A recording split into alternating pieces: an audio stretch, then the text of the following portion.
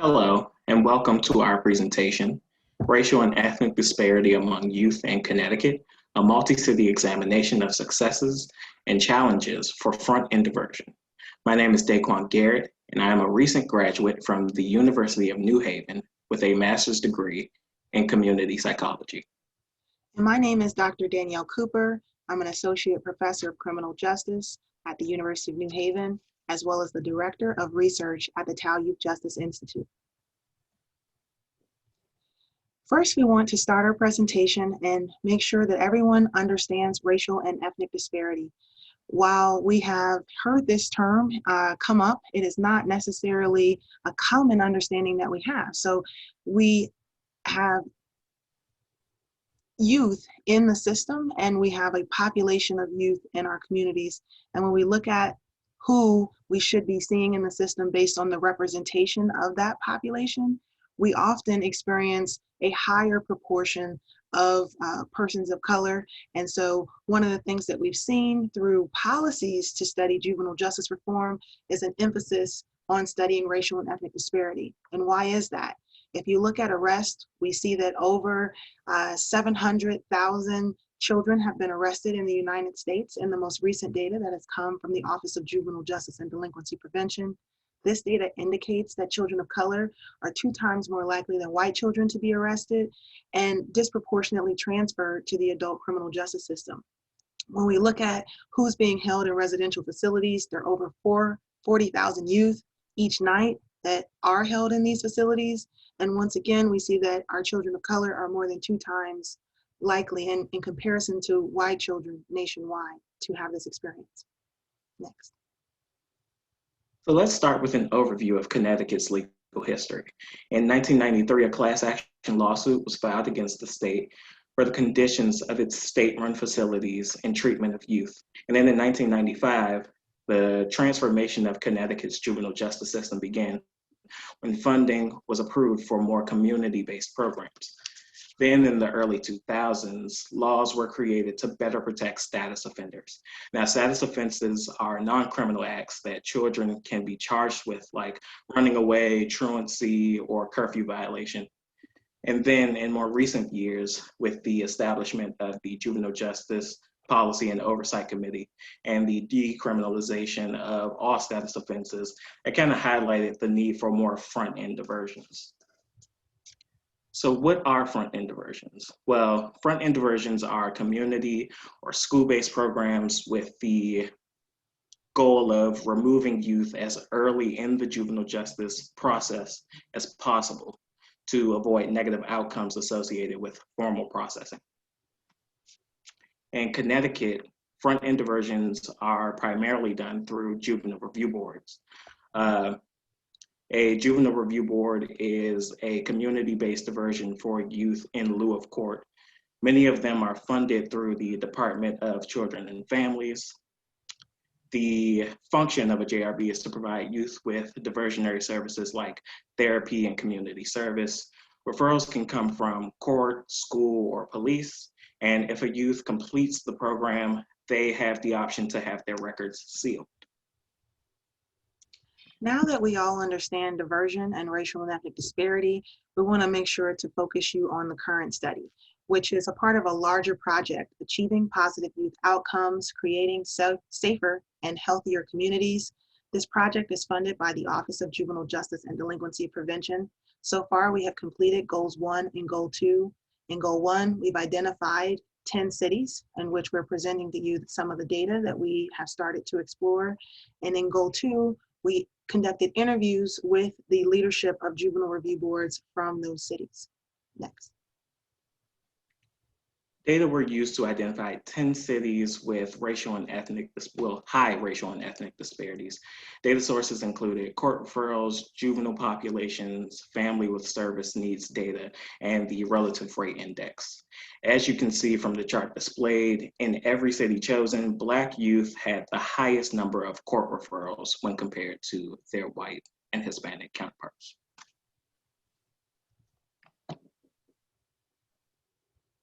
In comparison to the previous slide, which focused on the raw count of referrals, this speaks to a comparative measure that was mentioned, the relative rate index. And so when you look at the blue lines, this is a measure that speaks to the comparison of the proportionally Black youth and their representation in the population versus white youth and their representation in the population.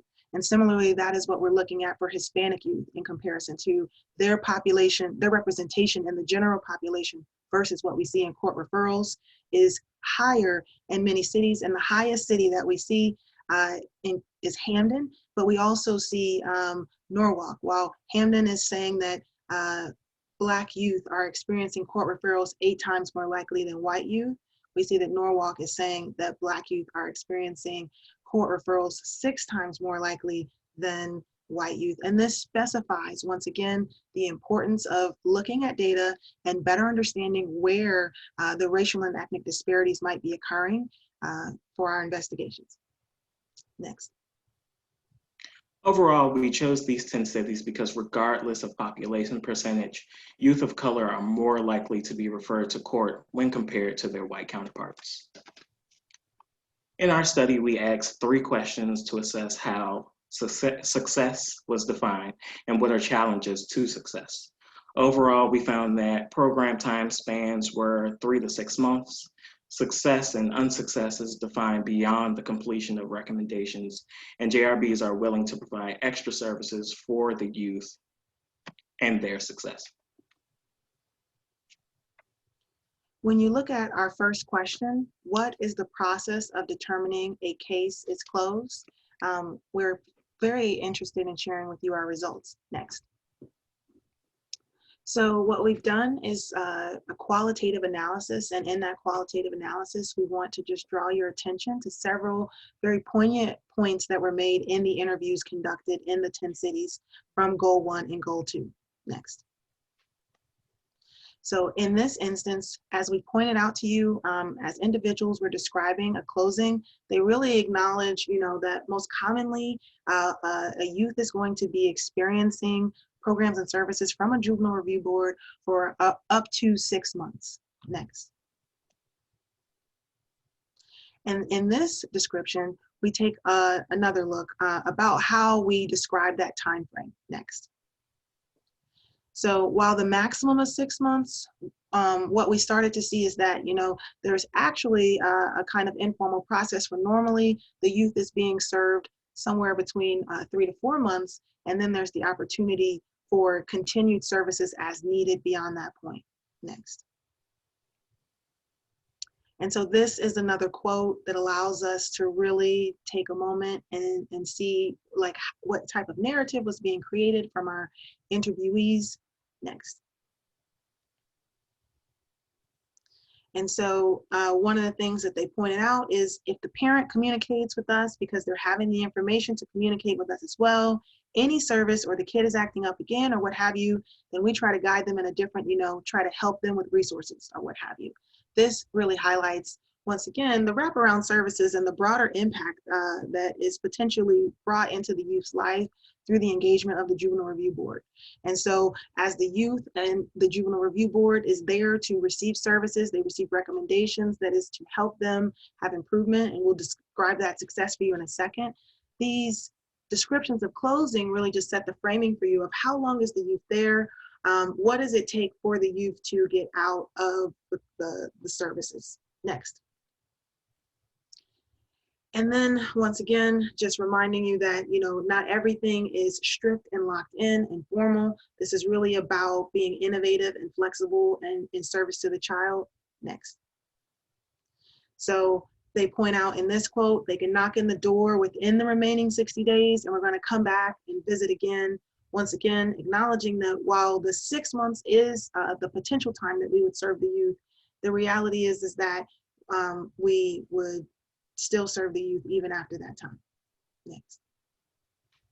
And so then we asked them to define success and give us an example of what success means. And many of them spoke to the completion of services. So in this quote saying, if a youth completes all their diversions by their check-in points. But a lot of them went into a more well-rounded definition of what success meant. So for example, no recidivism, meaning no going back to court. The child is compliant with the rules of the home, improvement in attendance and participation in school, and no additional police contact. And when we asked for examples of success, they gave detailed experiences into their ability to connect with the youth and give services outside of other institutions' abilities. So in this quote, saying that a parent actually died from cancer and they were able to give the youth grief counseling and how that changed the attitude and perspective of the child from that day on. In this quote, again, they speak to their connection making ability. They say if we really make a good connection and we become a support and we're filling out a space in someone's life.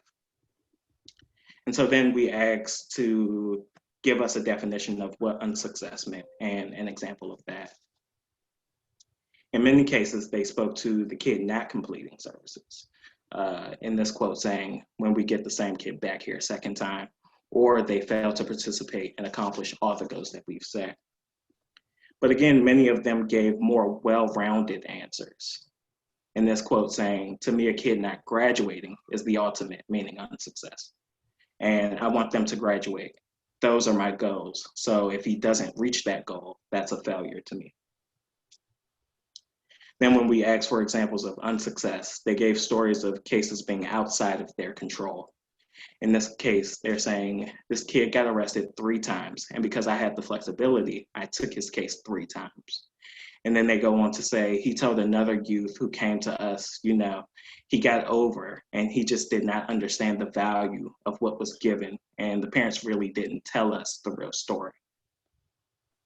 Again, in this quote, they gave us a story that was outside of their control, saying we had a youth who had a serious substance abuse problem and they were arrested for controlled substances on school grounds. The father absolutely refused, and the father had a substance abuse issue as well, and he was getting his substances from his son. So again, overall, unsuccess being kind of out of the JRB's control.